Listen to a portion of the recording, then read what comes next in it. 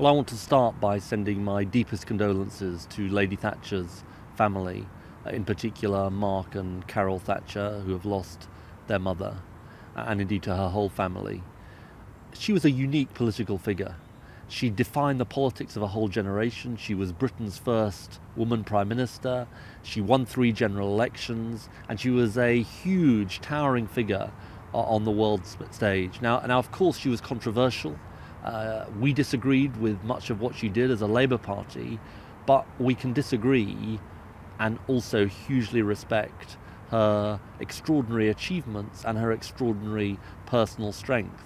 And when I think about it, David Cameron, Nick Clegg and myself were all shaped in a way by the politics of Lady Thatcher and the way she defined the politics, particularly of the 1980s. I also have to say I thought she coped with her final years, which were obviously very, very difficult years, with the utmost courage and dignity. I think critics and supporters will remember her in her prime, but in those years when her health was failing, she showed extraordinary fortitude, I believe.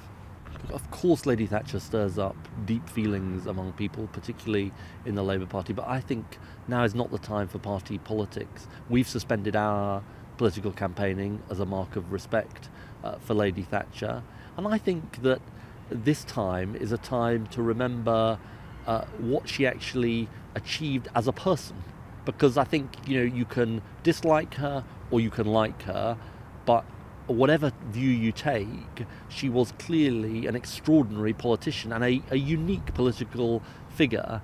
And I think particularly in the circumstances we're in, with news of her death just coming through, I think now is the time to show respect, whatever the strong feelings are that are aroused. Tony Blair has said that some of the things that Margaret Thatcher did were retained by the last Labour government, but I disagreed with lots of what she did.